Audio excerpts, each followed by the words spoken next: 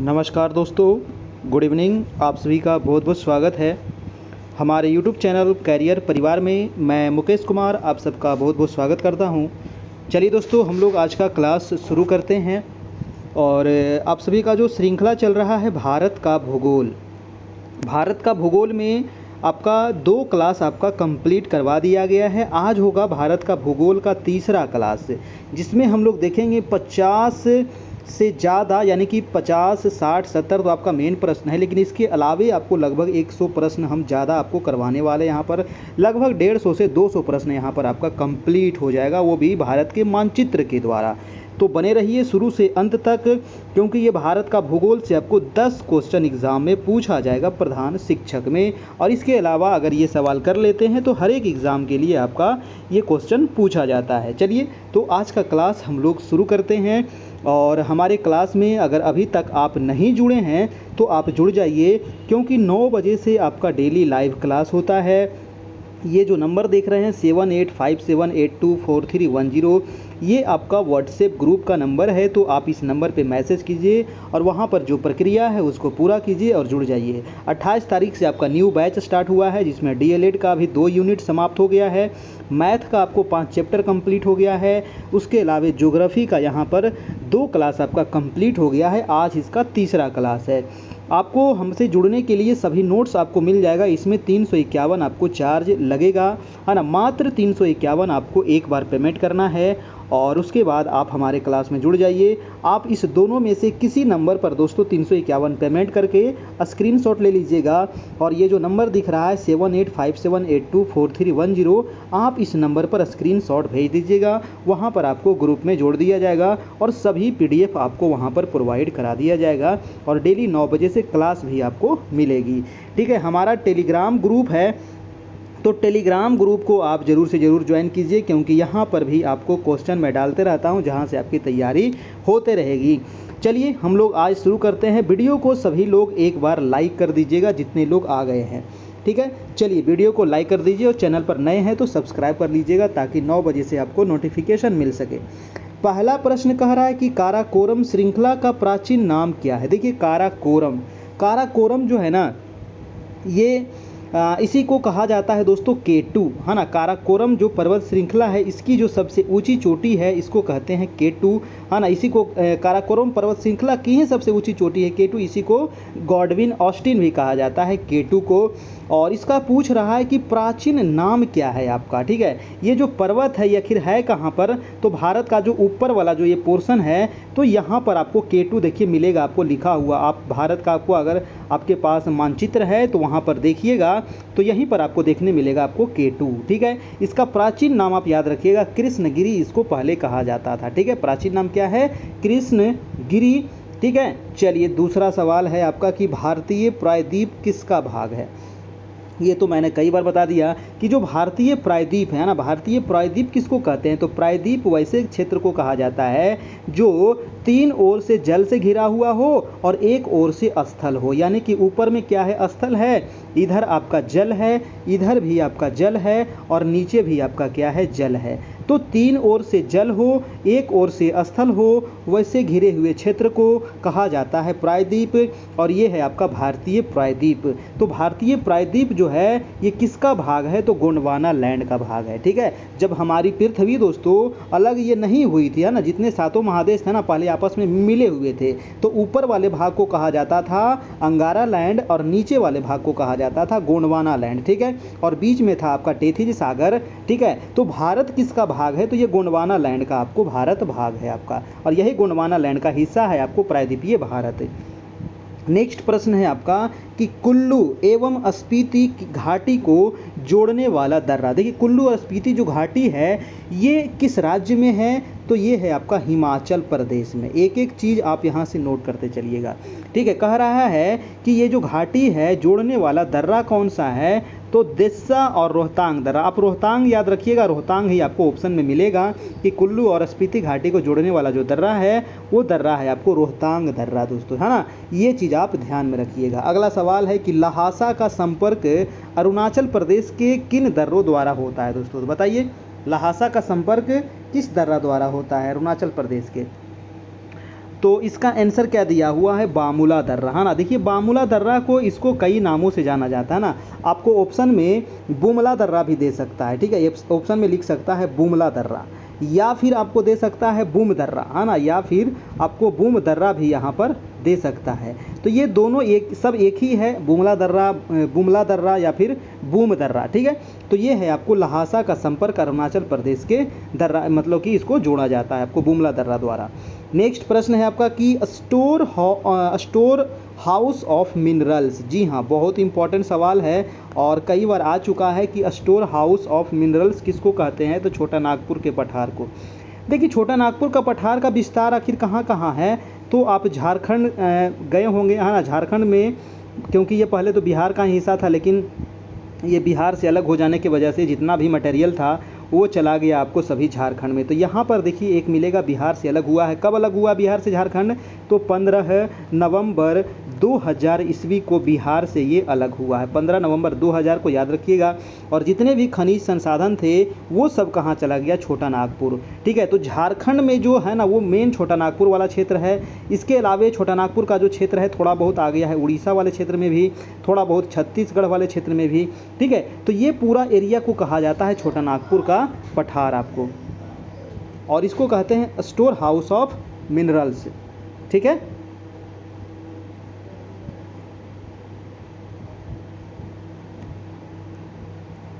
चलिए ये हो गया छोटा नागपुर का पठार। नेक्स्ट सवाल चलते हैं आपका। प्रश्न है कि भारत में गली अथवा खड्ड अथवा अपरदन से सर्वाधिक प्रभावित क्षेत्र कौन सा है, बताइए। भारत में गली, खड्ड और अपरदन, देखिए कभी आप गए होंगे चंबल की घाटी, है ना। चंबल की घाटी जो मध्य प्रदेश में पड़ता है, तो वहाँ जो मालवा का जो पठार वाला जो क्षेत्र है ना वो काफ़ी अपरदित क्षेत्र है ना। आपको ऐसे मतलब कि पूरा खड्ड वाला क्षेत्र है, मतलब कि इस प्रकार का है आपको, ठीक है।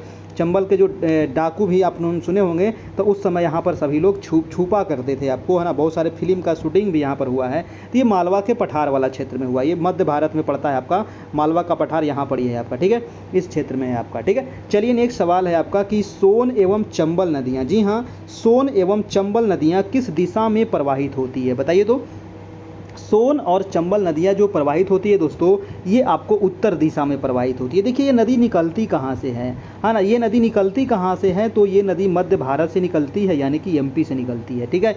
और चंबल नदी भी आपको मध्य प्रदेश से ही निकलती है, ये भी आपको उत्तर की ओर बहती है। और आपका सोन नदी भी आपको अमरकंटक के पास से निकलती है और अमरकंटक से निकल करके उत्तर की ओर जाती है, और बिहार में आकर के ये आपको गंगा नदी में जाकर के मिल जाती है। तो ये दोनों नदियाँ किधर की ओर बहती है, उत्तर की ओर बहती है, ये याद रखिएगा। ये पूछ लिया जाता है कि उत्तर बहती है दक्षिण बहती है। अब जैसे कि दे दिया जाए नर्मदा नदी, तो नर्मदा नदी किस दिशा में बहती है, बताइए तो सभी लोग। नर्मदा नदी किस दिशा में बहती है, बताइए। तो नर्मदा नदी निकलती है ये भी अमरकंटक से, लेकिन ये बहती है पश्चिम दिशा की ओर, है ना, वेस्ट दिशा की ओर बहती है, ठीक है। अगर कहा जाए कि महानदी किस दिशा में बहती है, तो महानदी निकलती है छत्तीसगढ़ से आपका, ठीक है, और ये आपको बहती है पूर्व दिशा की ओर। तो ये दिशा भी आप याद रखिएगा नदी का, ये पूछ लिया जाता है आपका। चलिए अगला सवाल हम देख लेते हैं। कह रहा है कि संसार की सर्वाधिक पुरानी श्रेणी कौन सी है। जी हाँ, दुनिया की सबसे पुरानी श्रेणी कल ही बताए थे कि वो है आपको अरावली पर्वत श्रेणी। जी हाँ, ये रहा आपका अरावली चोटी, और ये गुजरात से लेकर के दोस्तों दिल्ली तक फैला हुआ। यहाँ पर राजस्थान लिखा है, इसको आप गुजरात कर लीजिएगा ना। गुजरात से लेकर के ये दिल्ली तक फैला हुआ है आपका। दिल्ली का जो राष्ट्रपति भवन है ना, वो आपको अरावली पर्वत का ही श्रृंखला है, वहाँ पर आपको फैला हुआ है, और उसी पर आपको राष्ट्रपति भवन भी बनाया गया, रायसीना हिल, ठीक है, जिसको कहा जाता है रायसीना हिल आपका, ये अरावली का ही भाग है आपका, ठीक है। तो दुनिया की ये सबसे पुरानी श्रृंखला है आपका। अब इसको कहा जाता है, जो ये अरावली श्रेणी है ना, इसको अवशिष्ट पर्वत भी इसको नाम दिया जाता है आपका, ठीक है। चलिए नेक्स्ट है कि दिल्ली रीज किस पर्वत श्रृंखला का पूर्वी विस्तार है, तो ये भी आपको बता दिए। अरावली जो पर्वत है इसी का ये पूर्वी विस्तार है आपका, दिल्ली का जो वाला भाग है आपका, ठीक है, दिल्ली रीज। नेक्स्ट है कि भोपाल की नदियों के दोआब में स्थित है। तो देखिए दोआब किसको कहते हैं, है ना, दोआब किसको कहते हैं। मान लीजिए कि एक नदी ये बह रही है और एक नदी ये बह रही है, तो दो नदियों के बीच की जो भूमि होती है इसी को कहते हैं दोआब। तो भोपाल जो मतलब कि बसा हुआ जो शहर है दोस्तों, ये बेतवा नदी और पर्वती नदी के बीच में है आपका। तो ये काफ़ी मतलब कि उपजाऊ क्षेत्र हो जाएगा, क्योंकि एक नदी ये बह रही है, एक नदी ये बह रही है, तो इसके बीच वाला जो भूमि होगा ये क्या होगा, काफ़ी उपजाऊ क्षेत्र होगा, क्योंकि इसमें जो बाढ़ आएगा और बाढ़ से जो पानी हर साल आएगा तो ये पूरा यहाँ पर खादर प्रदेश बन जाएगा आपका। ठीक है, चलिए नेक्स्ट प्रश्न हम देख लेते हैं कि धुआंधार जलप्रपात।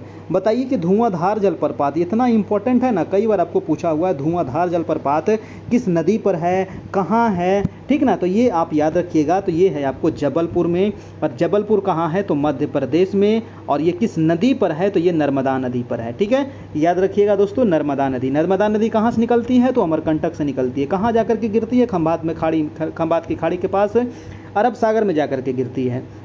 और ये किस चीज़ का निर्माण करती है तो ये ज्वारनदमुख का निर्माण करती है, यानी कि एस्चुरी का निर्माण करती है। ठीक है, चलिए नेक्स्ट सवाल है आपका कि सतपुड़ा श्रेणी की सर्वोच्च चोटी। जी हाँ, काफ़ी इंपॉर्टेंट है। सतपुड़ा के घने जंगल ऊँघते अनमने जंगल, कविता सुने होंगे ना, तो यही है दोस्तों सतपुड़ा की चोटी। देखिए सतपुड़ा चोटी जो है ना, ये नर्मदा नदी ऊपर बहती है, ताप्ती नदी नीचे बहती है, दोनों को क्या करती है, अलग कर देती है सतपुड़ा श्रेणी। और इसकी जो सबसे ऊंची चोटी है तो इसकी सबसे ऊंची चोटी का नाम है आपको धूपगढ़। क्या नाम है, धूपगढ़। ये क्वेश्चन एग्जाम में बहुत बार पूछा गया है। इसकी सबसे ऊंचाई कितनी है, ऊंचाई भी पूछा गया है, तो 1350 मीटर धूपगढ़ की ऊंचाई है। ठीक है, याद रखिएगा, सतपुड़ा की सबसे ऊंची चोटी धूपगढ़। ये बहुत ही घने जंगल है यहाँ पर, इसीलिए ये कविता भी था आपका, सतपुड़ा के घने जंगल ऊँघते अनमने जंगल। नेक्स्ट प्रश्न है कि अमरकंटक। जी हाँ, अमरकंटक किस पर्वत श्रेणी की सर्वोच्च शिखर है। देखिए अमरकंटक से ही आपको सोन नदी निकलती है, अमरकंटक से ही नर्मदा नदी निकलती है, और अमरकंटक के बगल से ही आपको ताप्ती नदी निकलती है। ठीक है, तो यहाँ से बहुत सारी नदियाँ निकलती है, और ये कहाँ है तो ये मध्य प्रदेश में। इसकी ऊंचाई कितनी है तो 1066 मीटर इसकी ऊंचाई है, और ये मैकाल श्रेणी की सबसे ऊंची चोटी है दोस्तों। मैकाल पर्वत मध्य भारत में ही है आपका, एमपी में ही पड़ता है मैकाल श्रेणी, है ना। तो मैकाल की ही जो ऊंची चोटी है इसको कहते हैं अमरकंटक, और यहीं से आपको बहुत सारी नदियां भी निकलती है। नेक्स्ट है प्रश्न आपका कि दक्षिण भारत की सर्वोच्च चोटी। वेरी वेरी इंपॉर्टेंट है। अब चलिए दक्षिण भारत, तो दक्षिण भारत चलेंगे यानी कि साउथ में चले जाएंगे हम। तो दक्षिण भारत की जो सबसे ऊंची चोटी है उसका नाम क्या है बताइए, तो उसका नाम है दोस्तों अनाईमुडी। क्या नाम है, अनाईमुडी। अनाईमुडी इसका नाम है, या फिर अन्नामुडी भी कहते हैं, अनाईमुडी भी कहते हैं। और ये है कहाँ तो ये है आपको, ये जो राज्य दिख रहा है आपको केरल में है आपका। किस राज्य में है तो नोट कर लीजिएगा, ये है आपको केरल राज्य में। और इसकी ऊंचाई कितनी है तो 2695 मीटर इसकी ऊंचाई है अनाईमुडी की। ये बहुत इंपॉर्टेंट क्वेश्चन है। दक्षिण भारत की सबसे ऊंची चोटी भी ये है, आपको एग्जाम में पूछ सकता है। पश्चिमी घाट की सबसे ऊंची चोटी भी यही है, अनाईमुडी ही है ना। पश्चिमी घाट की भी सबसे यही है, और आपका दक्षिण भारत की भी यही है। ठीक है, तो ये आप याद रखिएगा दोस्तों। अगला है कि पश्चिमी तथा पूर्वी घाट का मिलन बिंदु। जी हाँ, अब देखिए पश्चिमी घाट कौन सा है, पूर्वी घाट कौन सा है, तो ये है पश्चिमी घाट और ये वाला है पूर्वी घाट, यानी कि पूरब वाला पूर्वी घाट और पश्चिम वाला पश्चिमी घाट। ये दोनों जाकर के कहाँ पर मिलता है तो यहाँ पर यह है नीलगिरी की चोटी। नीलगिरी पर्वत है। नीलगिरी पर्वत जो है आपको 3 राज्यों में फैला हुआ है, याद रखिएगा 3 राज्य। वो कौन कौन से राज्य हैं तो ये हो गया तमिलनाडु, ये वाला हो गया केरल, और ये वाला हो गया कर्नाटक। यानी कि ये 3 राज्यों में फैला हुआ है दोस्तों, तमिलनाडु, केरल और कर्नाटक में ये नीलगिरी की पर्वत आपको फैला हुआ है। अब क्वेश्चन आपको पूछ सकता है एक कि नीलगिरी की सबसे ऊंची चोटी का नाम क्या है, तो नीलगिरी की सबसे ऊंची चोटी का नाम है दोदा बेटा। क्या नाम है, दोदा बेटा, है ना, गजब नाम है, याद रखिएगा दोदा बेटा। ठीक है, अब देखिए जैसे नीचे आपको दे दिया है कि नीलगिरी का उच्चतम शिखर है दोदा बेटा, और इसकी ऊंचाई भी पूछा जाता है 2637 मीटर। अनाईमुडी का भी ऊंचाई पूछा जाता है 2695 मीटर। एक क्वेश्चन और पूछा जाता है कि दक्षिण भारत की दूसरी सबसे ऊंची चोटी, है ना, दक्षिण भारत की दूसरी सबसे ऊंची चोटी का नाम क्या है तो दोदा बेटा नाम है, और ये नीलगिरी की सबसे ऊंची चोटी है जिसकी ऊंचाई है 2637 मीटर। ठीक है, चलिए तो ये आप याद रखिएगा दोस्तों। नेक्स्ट प्रश्न चलते हैं आपका कि प्रायद्वीपीय भारत के दक्षिणतम भाग अवस्थित पर्वत कौन सा है। देखिए प्रायद्वीपीय भारत, तो प्रायद्वीप तो आप समझ गए कि प्रायद्वीप कहते किसको हैं, तो प्रायद्वीपीय भारत की द्वितीय सबसे ऊंची चोटी कौन सी है क्या क्वेश्चन, प्रायद्वीपीय भारत के दक्षिणतम भारत में, अच्छा ये क्वेश्चन में प्रायद्वीपीय भारत के दक्षिणतम भाग अवस्थित पर्वत पूछा गया है, तो इसका नाम है इलायची पर्वत। जी हाँ, कार्डेमम पर्वत भी इसको कहा जाता है। और ये है कहाँ दोस्तों, तो ये है आपको केरल में ही ये पड़ता है आपको। प्रायद्वीपीय भारत के दक्षिणतम भाग अवस्थित जो पर्वत है वो उसका नाम है कार्डेमम पर्वत, यानी कि इलायची पर्वत इसको कहा जाता है। और ये आपको यहाँ पर ही है, ठीक है, यहीं पर है आपका ये, ठीक है। चलिए अब हम चलते हैं अगला सवाल कि पूर्वी घाट की सबसे ऊंची चोटी। जी हाँ, पूर्वी घाट पर्वत कौन सा है, तो ये है पूर्वी घाट पर्वत। और इसकी सबसे ऊंची चोटी जो है वो है महेंद्रगिरी, जिसकी ऊंचाई है 1501 मीटर। देखिए महेंद्रगिरी जो पर्वत है ना, ये 2 राज्यों में है। एक महेंद्रगिरी आपको तमिलनाडु में भी देखने को मिलेगा, एक महेंद्रगिरी आपको उड़ीसा में देखने को मिलेगा। तो ये जो हम बात कर रहे हैं अभी, ये उड़ीसा वाला का बात कर रहे हैं, ठीक है। तो उड़ीसा जो है, उड़ीसा में एक महेंद्रगिरी पर्वत है जिसकी ऊंचाई है 1501 मीटर आपका दोस्तों। और ये है आपको पूर्वी घाट की सबसे ऊंची चोटी है आपका। चलिए नेक्स्ट प्रश्न देख लेते हैं आपका। अगला सवाल है कि छोटा नागपुर पठार की उच्चतम चोटी कौन सी है। जी हाँ, छोटा नागपुर पठार। अब देखिए छोटा नागपुर का पठार है कहाँ, तो छोटा नागपुर का पठार जो है ये पड़ता है झारखंड में। कहाँ है, ये है झारखंड में। और इसकी जो सबसे ऊंची चोटी का नाम है पारसनाथ है, और ये 1365 मीटर ये आपका ऊंचा है। तो ये आपको पूरा पूछा जाएगा, ये है कहाँ, झारखंड में है। और ये पारसनाथ इसका नाम है, आप गए होंगे। और इसकी ऊंचाई है 1365 मीटर। अगला सवाल है कि मेघालय पठार का सर्वोच्च शिखर कौन सा है। जी हाँ, मेघालय पठार, नाम ही है मेघालय, तो ये है मेघालय राज्य में। और इसका सबसे ऊंचा चोटी है नोकरेक पर्वत, है ना, क्या नाम है, नोकरेक पर्वत आपका। अगला सवाल है कि रांची पठार के पश्चिमी भाग में लैटेराइट के ढके ऊंचे स्थान को क्या कहते हैं। देखिए रांची का जो पठार है ना, इसको पाट कहा जाता है ना, इसको क्या कहते हैं, पाट कहा जाता है दोस्तों। और ये लैटेराइट मिट्टी है, वहाँ पर कि कौन सी मिट्टी पाई जाती है, तो लैटेराइट मिट्टी पाई जाती है। ऊंचा नीचा जो स्थान है वहाँ पर क्या पाया जाता है, इसको कहा क्या जाता है, तो पाट कहा जाता है। ऊंचे और ढके हुए स्थान को पाट कहते हैं। अगला सवाल है कि उत्तर भारत को दक्षिण भारत से अलग करने वाली पर्वत, बहुत ही इंपॉर्टेंट है। उत्तर भारत को दक्षिण भारत से क्या कर दिया गया, अलग कर दिया गया। तो इसको क्या कहते हैं, तो यहाँ पर ये चोटी है दोस्तों, यहाँ पर ही है आपका, ठीक है, विंध्याचल पर्वत। जी हाँ, इसको कहते हैं विंध्याचल पर्वत।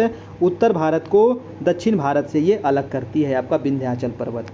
अगला सवाल है कि कौन सी पर्वत श्रेणी चंदन के वनों के लिए, देखिए चंदन का वन तो आपको पता होगा कि इंडिया में है, कर्नाटक राज्य फेमस आपका, है ना, चंदन के लकड़ी के लिए, है ना, कर्नाटक फेमस है। और कौन सी पर्वत श्रेणी जी है वो आपको चंदन के वनों के लिए प्रसिद्ध है, तो वो है आपको मेला और मलयगिरी पर्वत, ये आपको पड़ता है कर्नाटक राज्य में, ठीक है।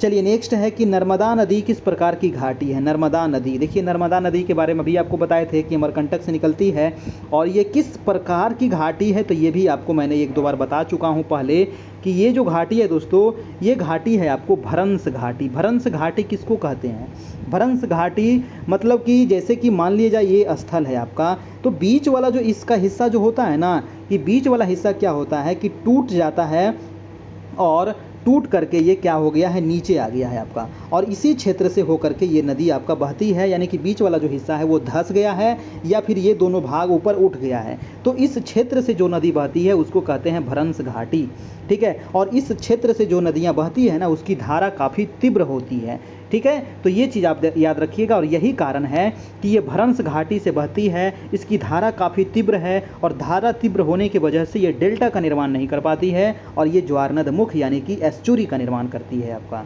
ये नर्मदा नदी।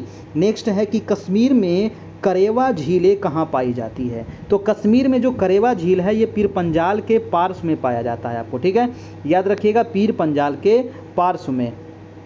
अगला है कि हैदराबाद और सिकंदराबाद किस पठार के निचले समतल भागों में स्थित है दोस्तों। तो हैदराबाद और सिकंदराबाद किस पठार के निचले समतल भागों में स्थित है, इसका जवाब आप लोग दीजिए 1 मिनट।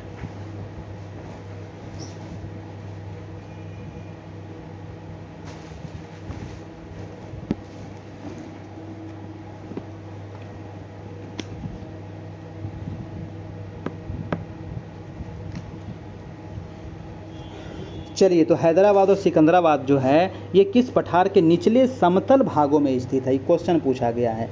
तो ये आंसर हो जाएगा आपका तेलंगाना पठार आपका, ठीक है, तेलंगाना पठार।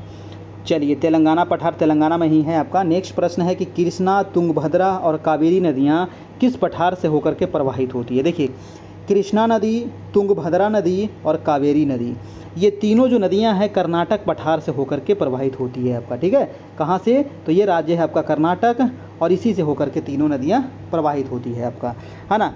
अब देखिए, कृष्णा नदी कहाँ से निकलती है दोस्तों? तो कृष्णा नदी के बारे में मैंने बता चुका हूँ कि महाबलेश्वर से निकलती है। कहाँ से? महाबलेश्वर। और महाबलेश्वर है कहाँ? तो ये है आपको महाराष्ट्र में। तुंगभद्रा कहाँ से निकलती है? तो ये निकलती है आपको कर्नाटक पठार से, ठीक है, कर्नाटक से निकलती है। कावेरी कहाँ से निकलती है? ब्रह्मगिरी से निकलती है, ठीक है, ब्रह्मगिरी से निकलती है ये आपको कावेरी नदी, कुर्ग या ब्रह्मगिरी से। नेक्स्ट प्रश्न है आपका कि प्रायद्वीपीय पठारी प्रदेश किस भू क्रिया से सर्वाधिक प्रभावित होती है। देखिए, प्रायद्वीपीय जो पठारी क्षेत्र है ना, प्रायद्वीपीय जो भारत है, ये इसका जो भू है यानी कि जो ज़मीन है, ये किस क्रिया से सर्वाधिक प्रभावित हो रहा है? तो इसको कहते हैं अनावृतीकरण, है ना। अनावृतीकरण के वजह से ये प्रभावित होता है, या फिर इसको कह सकते हैं हम अवनालिका पर्दन के वजह से भी ये प्रभावित होता है आपका, ठीक है। नेक्स्ट है कि सतपुड़ा एवं अजंता की पहाड़ियों के बीच के क्षेत्र को किस संज्ञा से जानते हैं दोस्तों? देखिए, सतपुड़ा चोटी जो है और अजंता की पहाड़ियाँ, ये दोनों कहाँ है? तो आपको महाराष्ट्र में है, और इसके बीच का जो क्षेत्र है इसको कहा जाता है खान देश। क्या कहते हैं इसको कहते हैं खान देश। तो ये भी एग्जाम में आ चुका है, ध्यान में रखिएगा आपका। अगला प्रश्न है कि अमरकंटक के पूर्वी भाग में कौन सा मैदान विस्तृत है दोस्तों? अमरकंटक कहाँ है? तो अमरकंटक है मध्य प्रदेश। मध्य प्रदेश में जो है आपका अमरकंटक, यही है अमरकंटक। तो इसके पूर्वी भाग, पूर्व इधर होगा, तो पूर्वी भाग का कौन सा पूर्वी भाग में कौन सा मैदान विस्तृत है? तो ये छत्तीसगढ़ का मैदान है। पूरब में कौन सा है? छत्तीसगढ़ है ना, क्योंकि छत्तीसगढ़ किससे अलग हुआ है? तो मध्य प्रदेश से ही अलग हुआ है। और कब अलग हुआ है? तो याद रखिएगा 2000 में अलग हुआ है। अगला प्रश्न है आपका कि विशाल उत्तरी मैदान की ढाल प्रवणता सामान्यतः कितनी है? देखिए, विशाल उत्तरी मैदान जो है, जो आपको गंगा, ब्रह्मपुत्र और सिंधु से जो मैदान का निर्माण हुआ है, आपका उत्तर भारत का जो मैदान है, इसका ढाल पूछ रहा है। तो 313 से लेकर के 25 सेंटीमीटर प्रति किलोमीटर ढाल है दोस्तों। ढाल का मतलब जिधर ढाल रहेगा नदियाँ वही साइड की ओर बहेगी। जैसे कि आप देख लीजिए कि उत्तर भारत में जितनी नदियाँ हैं वो किधर की ओर बह रही है? उत्तर भारत की जो नदियाँ हैं किधर की ओर बहती है? जैसे गंगा नदी इधर की ओर बह रही है, सिंधु नदी जो है इधर की ओर चली जाती है आपका, है ना, सिंधु नदी इधर चली जाती है। तो इसका मतलब है कि ये ढाल इधर है और गंगा नदी का ढाल इधर है, तब तो ये बह रहा है। तो वही कह रहा है कि इसकी ढाल की प्रवणता कितनी है? तो 313 से लेकर के 25 सेंटीमीटर प्रति किलोमीटर ये ढाल है आपका। नेक्स्ट है कि मैदानी भाग के किस क्षेत्र में मच्छरों का प्रकोप सर्वाधिक होता है? अब देखिए, मैदानी भाग का वो कौन सा क्षेत्र है जहाँ सबसे अधिक मच्छर होता है? तो वो तराई वाला क्षेत्र अभी आपको कल बताए थे हम, है ना। चलिए, जब जैसे ही आपको पर्वतों से नदियाँ उतरती है और उसके बाद वाला जो क्षेत्र होता है उसको तराई क्षेत्र कहते हैं। नेक्स्ट प्रश्न है कि बांगर का निर्माण किससे हुआ है? बांगर, देखिए, जो ये बांगर जो मिट्टी है ना, खादर मिट्टी और बांगर मिट्टी, जो जलोढ़ मिट्टी होता है ये दो प्रकार का होता है, एक तो खादर और एक होता है बांगर। तो बांगर मिट्टी किसको कहते हैं दोस्तों? कि बांगर वैसे मिट्टी को कहेंगे जहाँ नदियाँ जो है प्रत्येक वर्ष अपने बाढ़ का पानी वहाँ पर नहीं पहुँचा पाती है, ठीक है। तो वो जो क्षेत्र होता है वो उतना ज़्यादा उपजाऊ नहीं रह पाता है, इसीलिए उसको कहते हैं बांगर मिट्टी। तो बांगर का निर्माण कैसे होता है? तो ये चीका से, दोमट से और बलुई दोमट से इसका निर्माण होता है। अगला जो सवाल है, कह रहा है कि खादर किसके निक्षेपों से समृद्ध होती है? यानी कि खादर जो मिट्टी है ये सिल्ट के नए निक्षेप से आपका मतलब इसका निर्माण होता है। जैसे कि जब नदियाँ आती है ना, बाढ़ आता है तो पूरे क्षेत्र में क्या होता है? पानी फैला दिया जाता है और धीरे धीरे नदियाँ सूखती है, तो ये जो मिट्टी था इसके ऊपर एक नया परत आकर के जम जाता है, ठीक है। इसी को कहते हैं सिल्ट के नए निक्षेप। निक्षेप मतलब क्या होता है? जमाव, है ना। चलिए, नेक्स्ट प्रश्न है कि कृषि की दृष्टि से सर्वाधिक महत्वपूर्ण कौन उत्तरी मैदान निक्षेप है दोस्तों? कृषि की दृष्टि से कह रहा है कि सर्वाधिक महत्वपूर्ण उत्तरी मैदान का निक्षेप, तो ये है आपको खादर प्रदेश, जिसको कहते हैं नवीन जलोढ़ मिट्टी।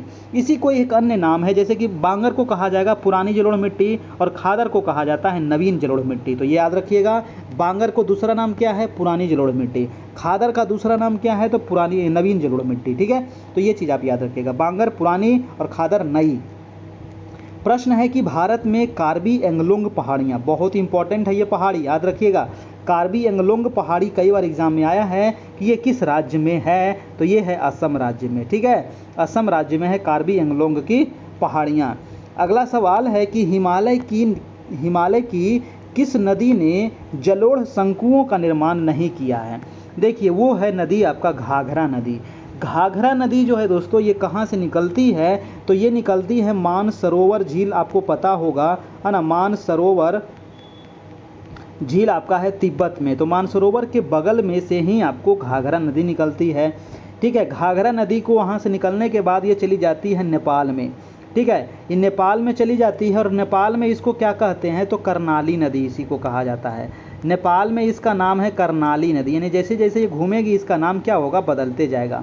तो नेपाल में इसको कहते हैं कर्णाली नदी, और ये मानसरोवर के बगल से ही निकलती है और फिर जाकर के जाती है ये उत्तर प्रदेश में। उत्तर प्रदेश के बाद ये फिर धीरे धीरे बिहार में चली जाती है। ठीक है, तो ये हो गया आपका इसका पूरा बायोडाटा, आपका याद रखिएगा घाघरा नदी का, और ये जलोढ़ शंकु का निर्माण करता है आपका। नेक्स्ट प्रश्न है कि सिंधु मैदान तथा गंगा मैदान का जल विभाजक किसे कहते हैं। देखिए जल विभाजक क्या होता है, जल विभाजक, अब देखिए जैसे कि सिंधु नदी जो बहती है तो इसका पानी किधर की ओर चला जाता है, मैं थोड़ा सा फिगर की ओर से बता देता हूँ आप लोग को, है ना, ताकि ये समझ में आ जाएगा। मान लीजिए कि ये भारत है आपका, ठीक है, मान लेने में क्या दिक्कत है। यहाँ से निकलती है सिंधु नदी और ये जम्मू कश्मीर होते हुए चली जाती है पाकिस्तान और अरब सागर में जाकर गिर जाती है। और गंगा नदी कहाँ से निकल रही है, तो गंगा निकलती है गंगोत्री से और ये उत्तराखंड होते हुए उत्तर प्रदेश, बिहार, झारखंड, पश्चिम बंगाल होते हुए बांग्लादेश में चली जाती है, वैसे गिर जाती है। अब देख रहे हैं ना, एक नदियाँ इधर की ओर बह रही है और एक नदियाँ इधर की ओर बह रही है। इसका मतलब क्या हुआ कि इधर का ढलाव इधर है, इधर का ढलाव क्षेत्र है। जैसे कि और भी तो बहुत सारी नदियाँ हैं, जैसे कि आपका यहाँ पर ही कौन कौन सी नदियाँ हैं, झेलम है, चेनाब है, रावी है, ब्यास है, सतलज है, 5 नदी है। और पांचों नदियाँ इधर नहीं आई, पांचों नदियाँ किधर गई, पश्चिम की ओर गई। क्या कारण है कि ये नदियाँ पश्चिम की ओर चली गई, कारण यही है कि यहाँ का जो क्षेत्र है वो ढलाव है। किधर ढलाव है, तो पश्चिम की ओर ढलाव है। अब जिधर ढलाव रहेगा पानी तो उधर न बहेगा, है कि नहीं। तो गंगा नदी ढलाव किधर था, पूर्व की ओर ढलाव था, तो ये पूर्व की ओर बह गया। अब देखिए बीच में एक क्या हो गया, जल विभाजक का काम कर रहा है। बीच वाला जो ये क्षेत्र है ये क्या कर रहा है, जल विभाजक का काम कर रहा है। तो यही तो क्वेश्चन पूछ रहा है कि सिंधु मैदान और गंगा जो मैदान है, सिंधु नदी से जो मैदान निर्माण हुआ और गंगा नदी से जो मैदान निर्माण हुआ, इसको विभाजित कौन कर रहा है, तो ये अम्बाला, ठीक है, अम्बाला जो क्षेत्र है दोस्तों, ये आपको विभाजित कर रहा है। आपको सिंधु मैदान और गंगा मैदान जल विभाजक का कार्य करता है। मतलब कि दोनों को जल को क्या कर दिया, बांट दिया, यानी कि एक जल को बहा दिया पश्चिम और एक जल को बहा दिया आपको पूरब में। समझ गए। चलिए तो नेक्स्ट प्रश्न का है, नवीन जलोढ़ मिट्टी को क्या कहा जाता है। नवीन, नवीन मतलब क्या हो गया, खादर, ठीक है, नवीन का मतलब क्या हो गया, खादर, तो इसको कहेंगे खादर। और पुरानी जलोढ़ मिट्टी को बांगर, है ना, याद रखिएगा, ये बहुत इंपॉर्टेंट है, पूछेगा आपको। वीडियो को लाइक कर दीजिए, आप लोग लाइक नहीं करते हैं, सभी लोग वीडियो को एक बार लाइक कीजिए तभी हम आगे बढ़ेंगे। सभी लोग वीडियो को लाइक कर दीजिए और चैनल पर नए हैं तो सभी लोग अभी सब्सक्राइब कीजिए, तब हम आगे बढ़ेंगे भैया, ठीक है। आप लोग सब्सक्राइब भी नहीं करते हैं, आधा लोग देखते हैं ऐसा ही बिना सब्सक्राइब किए हुए। सब्सक्राइब कर लीजिए, पैसा नहीं लगता है, फ्री में सब्सक्राइब होता है, 1 रुपया नहीं लगता है। लाल बटन जो लिखा हुआ है सब्सक्राइब ना, बस उस पर एक बार क्लिक करना है, वो ब्लैक हो जाएगा, उसको छोड़ देना है, ठीक है। बस इतना काम कीजिए आप लोग, सभी लोग सब्सक्राइब कर लीजिए और लाइक कीजिए, ठीक है। चलिए इतना मेहनत करते हैं तो आप लोग भी थोड़ा सा हमें सपोर्ट कीजिए ताकि और भी आप सभी के लिए मेहनत किया जाए, है कि नहीं। चलिए देखते हैं और निकल लेते हैं, ऐसे काम नहीं चलेगा। अगला प्रश्न क्या कह रहा था कि काली मिट्टी का निर्माण किस प्रकार हुआ है, बताइए। काली मिट्टी भारत में कहाँ पाई जाती है। अगर देखा जाए तो ये पाई जाती है आपको महाराष्ट्र में, ये है महाराष्ट्र। महाराष्ट्र में दोस्तों ये बेसाल्ट चट्टानों के टूटने फूटने से इसका निर्माण होता है। बेसाल्ट चट्टान का निर्माण कैसे होता है, तो बेसाल्ट चट्टान का जो निर्माण होता है ये ज्वालामुखी क्रिया के वजह से होता है, ठीक है। और ज्वालामुखी क्रिया की वजह से हुआ और ये जब सूख गया, मतलब कि पत्थर बन गया, चट्टान बन गया, तो धीरे धीरे क्या होगा, ये टूटता फूटता है हवाएं के माध्यम से, पानी के माध्यम से, है ना, और भी बहुत सारी चीज़ों के माध्यम से, मानव के द्वारा। तो ये धीरे धीरे टूटने फूटने से काली मिट्टी का ये निर्माण होता है आपका। ठीक है, तो ये चीज़ आप याद रखिएगा।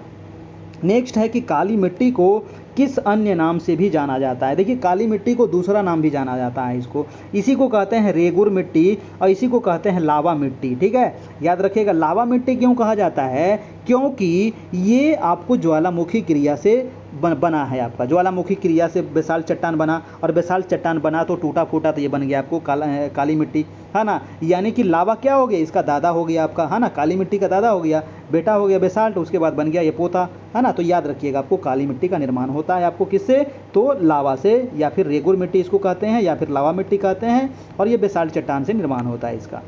अगला सवाल क्या कह रहा है कि काली मिट्टी का सर्वोच्च क्षेत्र, अभी आपको बता दिए, वो क्षेत्र है आपको महाराष्ट्र, है ना। महाराष्ट्र है, महाराष्ट्र से सटा हुआ आपका एमपी है, कर्नाटक है और गुजरात है। तो ये सभी राज्यों में भी थोड़ा बहुत पाया जाता है। और काली मिट्टी में किस फसल की सर्वाधिक उत्पादन होता है, बताइए तो सभी लोग कमेंट करके कि वो कौन सा फसल है जिसकी उत्पादन काली मिट्टी में ही होती है, वो फसल कौन सा है।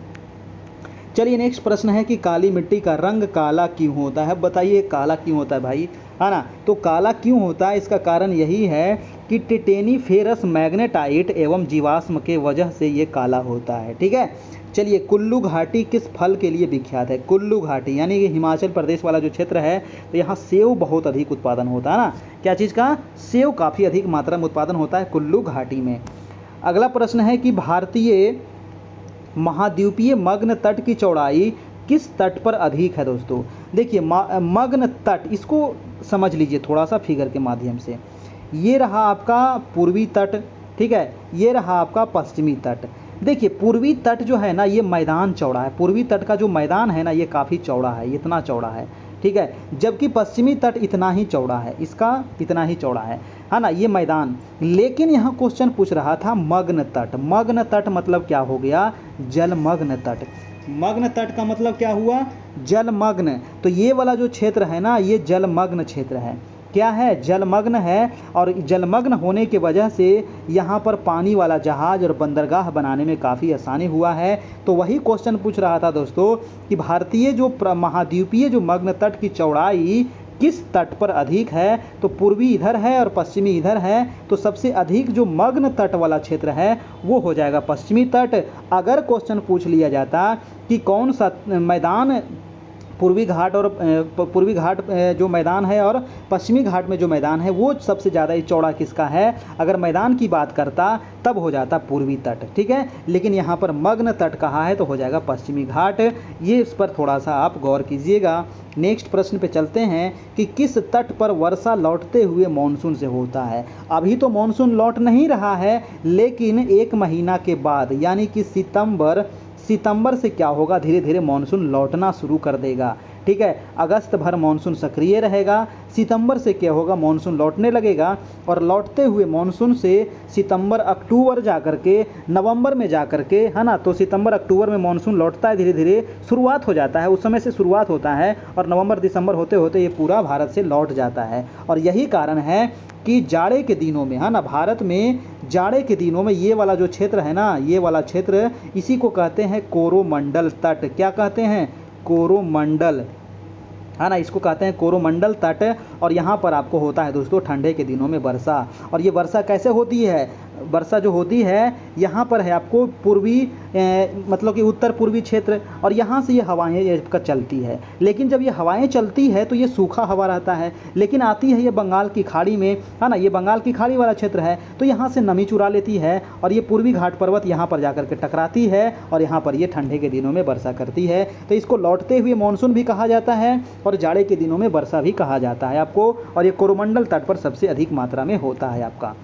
अगला प्रश्न चलते हैं, कह रहा है कि न्यू मोर, गंगा सागर, श्रीहरिकोटा, पावन, बैरन द्वीप कहाँ स्थित है।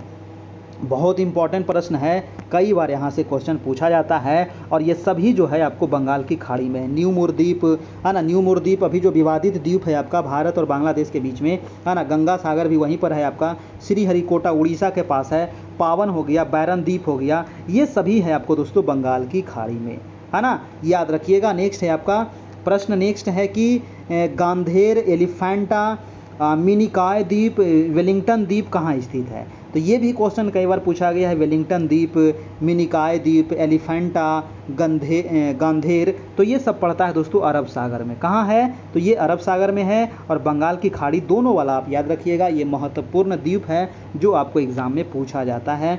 अगला प्रश्न पे चलते हैं।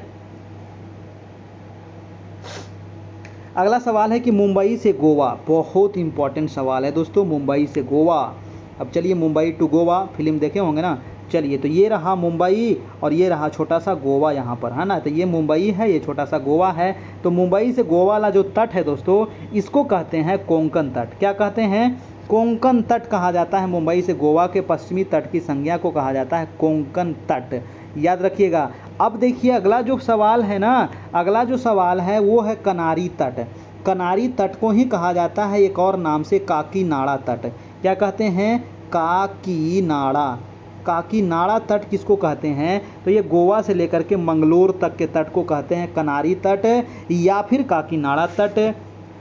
एक तट और जो है दोस्तों वो है केरल वाले तट को। तो केरल वाले तट को क्या कहते हैं, आप लोग कमेंट करके बताइए। तो केरल के तट को कल ही हम बताए थे, है ना, कल ही हम बताए थे कि केरल का जो तट है उसको क्या कहा जाता है।